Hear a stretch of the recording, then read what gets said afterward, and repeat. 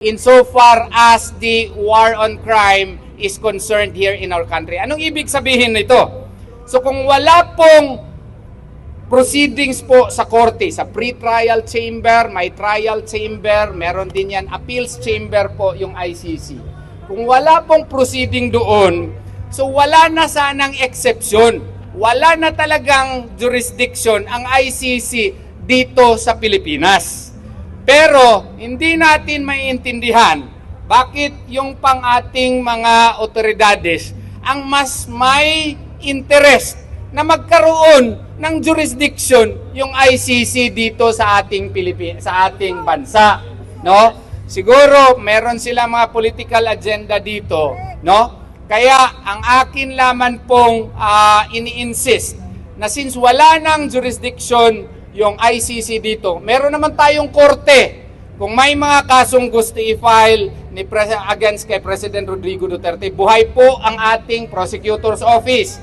Buhay po ang ating korte. Ang tawag nga niyan, complementarity principle under the international law. Dapat i-exhaust muna ang domestic remedies dito kasi ang ICC is a court of last resort, no?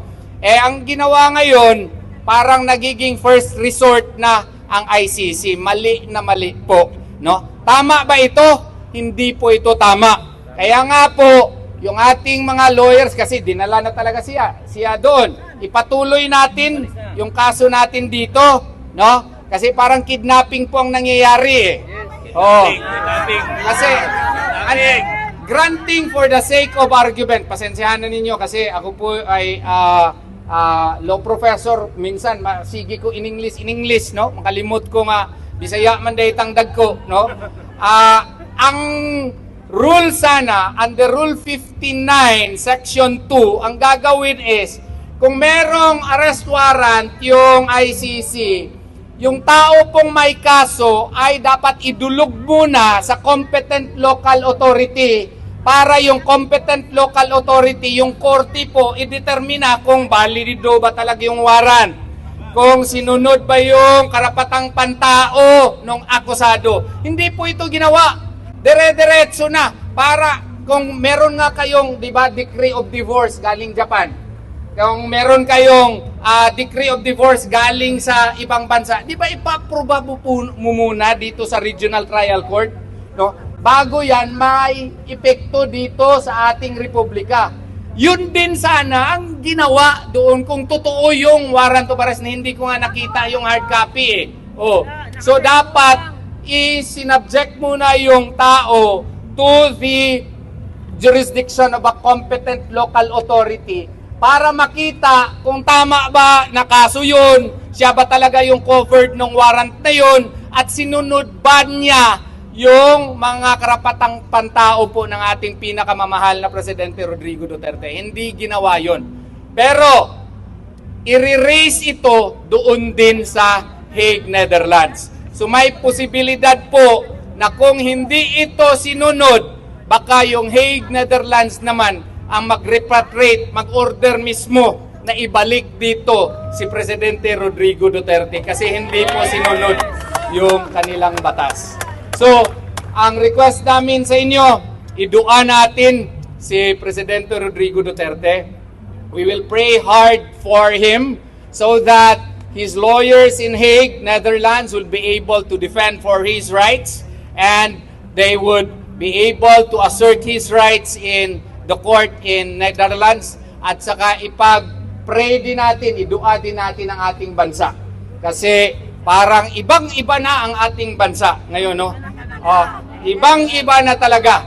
Kaya ito lang ang ating bansa. Kailangan nating mahalin at kailangan natin na siguro ngayong eleksyon, wag na tayo magpabudol-budol pa. Suportahan natin, vote straight tayo. Anong sabi ni Tatay Digong? Yung mga senador niya dapat butuhan natin lahat. Yes!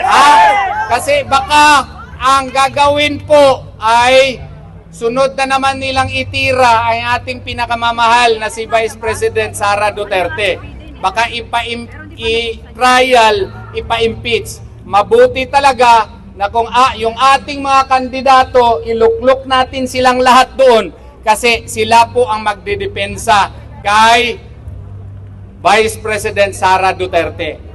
Iboto din natin yung mga party list na sinabi ni Tatay Digong na bubutuhan natin. Pero isa lang ha, baka bubutuhan ninyo silang lahat, ma-void yung boto nyo. Pili-pili kayo. Alam naman ninyo kung sino yung inendorso ni Tatay Digong. No? So, kailangan makapasok din sila doon sa Kongreso kay para yung Tuadcom, no? Sila na naman ang mag-iimbestiga kung anong nangyayari sa mga bilyones na nawawala sa ating bansa. Di ba tama yun?